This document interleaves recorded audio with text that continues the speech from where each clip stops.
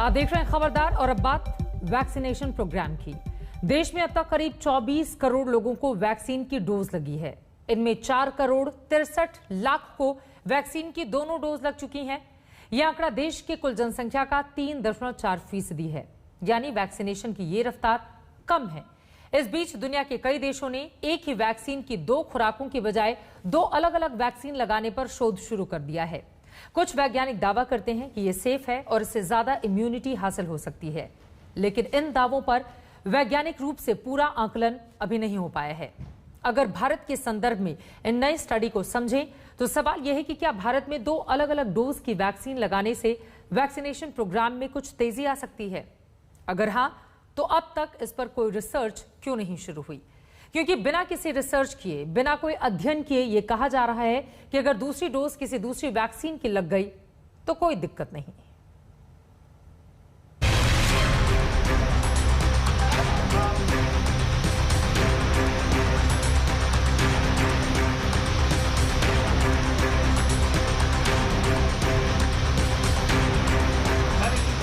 देश के वैक्सीनेशन अभियान में अभी ये प्रोटोकॉल है कि दोनों डोज एक ही वैक्सीन की लगनी चाहिए। यानी अगर पहली डोज कोवैक्सीन की ली हो तो दूसरी डोज भी कोवैक्सीन की ही लेनी होगी। लेकिन मई में यूपी के सिद्धार्थनगर में कुछ गांव वालों को वैक्सीन की पहली डोज कोविशील्ड की और दूसरी डोज कोवैक्सीन की लगा दी गई। वजह लापरवाही थी, लेकिन अच्छी बात यह है कि अब तक किसी को गंभीर साइड इफेक्ट की खबर नहीं है। अब सवाल उठता है कि क्या 2 अलग अलग वैक्सीन लेना सुरक्षित है? दुनिया के कई देशों में वैक्सीन के डोज की मिक्सिंग पर रिसर्च हो रहा है। अमेरिका ट्रायल शुरू कर चुका है, ब्रिटेन में इसका क्लिनिकल ट्रायल चल रहा है, कनाडा और बहरीन ने भी इसकी इजाजत दे दी है, फिनलैंड, नॉर्वे और फ्रांस में भी ऐसे ही ट्रायल हो रहे हैं। सवाल उठता है कि भारत में 2 अलग अलग तरह की वैक्सीन डोज की जरूरत क्यों है?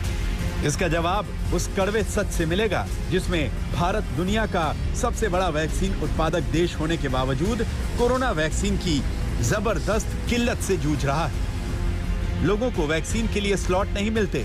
ऐसे में भारत में भी वैक्सीन मिक्स्ड एंड मैच पर गंभीरता से विचार करने की मांग उठ रही है।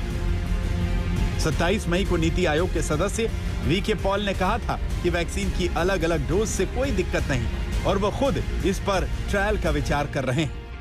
हमें सजग रहना है कि ऐसे नहीं हो, because that is how it should be कि पहले जो टीका लगे उसी वैक्सीन का दूसरा टीका। लेकिन फिर भी अगर ऐसे हो भी गया है, सर्टेन कर लीजिए, उस व्यक्ति को बेसिकली नॉट टू वरी। इस चीज को इनफैक्ट एक्टिवली ट्रायल के तौर पे देखा जा रहा है कि क्या ऐसे मिक्स मैच करें तो कोई इसमें फायदा है, ऐसा सोचा जा रहा है और संभव भी है। तो उस कॉन्टेक्स्ट में अगर लें तो उन व्यक्ति विशेष को वरी करने की मेरे से आपसे जरूरत नहीं।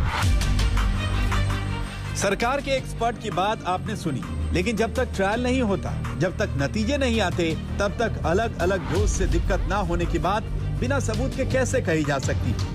ये पता होना चाहिए कि प्रक्रिया कितनी सुरक्षित है और इसकी भी गारंटी होनी चाहिए कि इससे कोई गंभीर साइड इफेक्ट ना हो।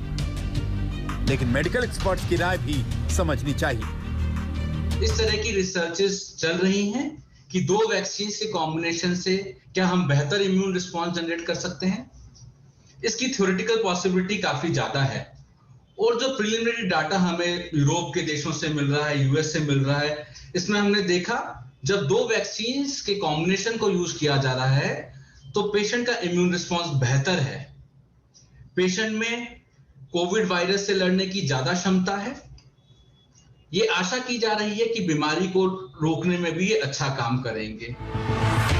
वैक्सीन के मिक्स एंड मैच से क्या सिर्फ वैक्सीन की कमी से ही निपटा जा सकता है या फिर इसके और भी फायदे हैं? मसलन क्या 2 अलग अलग वैक्सीन डोज से ज्यादा एंटीबॉडीज बनेंगी? और ये भी अलग अलग टेक्नोलॉजी से बनी वैक्सीन बदलते वायरस के ताकतवर वेरिएंट पर ज्यादा कारगर रहेंगे। ऑक्सफोर्ड यूनिवर्सिटी की स्टडी के मुताबिक ट्रायल में इसके अच्छे नतीजे आए हैं। इम्यून रिस्पांस भी बेहतर हुआ है। जो को वैक्सीन ए लिया है पहली डोज, बी भी वही वैक्सीन होना चाहिए। इसके साथ साथ ये बिल्कुल एक साइंटिफिक क्वेश्चन रहा है कि अगर हम मिक्स करते हैं वैक्सीन को तो क्या उससे फायदा होता है एंड एट द लीस्ट को नुकसान तो नहीं होता। तो व्हाट इज क्लियर है कि शायद नुकसान तो नहीं होता, लेकिन साइंटिफिक डेटा का वेट करिए। लेकिन ये भी बाहर सामने आया है कि अगर वैक्सीन ए के बाद बी लेते हैं तो कई बारी फायदा इम्यूनोजेनिसिटी में हो सकता है। कोविशील्ड और कोवैक्सीन में ये डेटा हमारे पास उपलब्ध नहीं है, ठीक है। लेकिन बाहर एस्ट्राजेनेका के बाद उन्होंने फाइजर यूज किया तो पाया कि ये अच्छा है। तो ये एक साइंटिफिक क्वेश्चन है, इसको साइंटिफिक तरीके से हमें स्टडी करना चाहिए कि ऐसे मिक्स करने से नुकसान ना हो, और मिक्स करने का अगर कोई फायदा है तो बाद में कोई हो सकता है कि ऐसा प्रोटोकॉल भी आए। कनाडा की नेशनल एडवाइजरी जो बोर्ड है इम्यूनाइजेशन की, उन्होंने डेफिनेटली गाइडलाइंस निकाली हैं जिसमें ये कहा गया है कि एस्ट्राजेनेका की अगर वैक्सीन लग रही है तो दूसरी डोज जो है वो आप किसी और वैक्सीन की ले सकते हो क्योंकि वो बेनिफिशियल होती है। बट इंडिया में अभी फिलहाल जो 2 वैक्सीन अवेलेबल हैं इस पर कोई स्टडी नहीं करी गई है। बहुत सारी कंट्रीज में स्टडीज चल रही हैं मिक्सिंग वैक्सीन की, जैसे कि यूएस, यूके, जहाँ पे 2 अलग अलग वैक्सीन दी जा रही हैं गैप के बाद, और देखा जा रहा है कि वो काफ़ी बेनिफिशियल है, ज़्यादा इम्यूनिटी दे रही है, ज़्यादा एंटीबॉडीज़ बन रही हैं और वो एंटीबॉडीज़ ज़्यादा लास्ट कर रही हैं। बट इन 2 पर्टिकुलर वैक्सीन पे अभी कोई स्टडी नहीं हुई है, ऑलरेडी कुछ स्टडीज चल रही हैं। अगर वो सक्सेसफुल होते हैं तो डेफिनेटली ये मिक्सिंग करनी चाहिए। अब एक और सवाल है कि क्या वैक्सीन की 2 डोज के बीच समय का ज्यादा अंतर ठीक नहीं है? देश में फिलहाल कोवैक्सीन के पहले और दूसरे डोज में 28 दिन का अंतर रखा जा रहा है, जबकि कोविशील्ड के पहले और दूसरे डोज के बीच का गैप 84 दिन का है। सरकार ने पिछले महीने ही कोविशील्ड की 2 डोज के बीच गैप बढ़ाकर 12 से 16 हफ्ते कर दिया है। दावा यह है कि ऐसा करने से वैक्सीन का असर बढ़ जाएगा। लेकिन अमेरिका के महामारी एक्सपर्ट डॉक्टर एंथनी फाउची ने बिल्कुल अलग थ्योरी दे दी है। कहा है कि वैक्सीन के 2 डोज के बीच समय बढ़ाने से लोगों में इन्फेक्शन का खतरा बढ़ जाता है।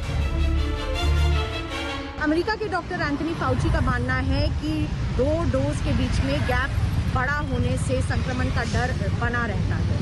वो ये इसलिए कह रहे हैं क्योंकि अभी भारत में और कई अन्य देशों में डेल्टा वेरिएंट का जो स्ट्रेन है वो काफ़ी ज़्यादा प्रभावशाली है और वो काफ़ी ज़्यादा लोगों को इन्फेक्ट भी कर रहा है। इसीलिए पहली डोज लगाने के बाद भी ब्रिटेन में देखा गया कि काफ़ी लोग दोबारा संक्रमित हुए, क्योंकि ब्रिटेन की सरकार ने भी पहली और दूसरी डोज के बीच में 3 महीने का अंतराल रखा था। फिर उन्हें यह अंतराल घटाना पड़ा क्योंकि डेल्टा वेरिएंट वहाँ पर कहर बरपा रहा है। और अब बात भारत की करें तो भारत में भी जो कोविशील्ड वैक्सीन हम यूज़ करते हैं उसकी पहली और दूसरी डोज के बीच में 3 महीने का अंतर भारत सरकार बोल रही है। इस वक्त भारत के पास वैक्सीन की कमी है, इसीलिए ये अंतराल बढ़ाया गया है। लेकिन अगर हम अमेरिका की बात करें तो फाइजर की डोजेस के बीच भी सिर्फ 3 हफ्ते का ही गैप यूके और अमेरिका सरकार ने रखा है। वैज्ञानिकों के मुताबिक देश को हर्ड इम्यूनिटी तक पहुंचने के लिए करीब 64% जनसंख्या को कोरोना वैक्सीन की दोनों डोज देनी जरूरी है, और इसके लिए अभी 140 करोड़ से ज्यादा वैक्सीन के डोज की जरूरत है। यानी तमाम दावों के बावजूद जून में भी भारत के कुल वैक्सीनेटेड लोगों का आंकड़ा 30 करोड़ के पार जाने की उम्मीद नहीं है। ऐसे में अगर वैक्सीन के 2 डोज के बीच के गैप को कम किया जाता है तो सरकार का दिसंबर तक वैक्सीनेशन को पूरा करने का मिशन आखिर कैसे कामयाब होगा?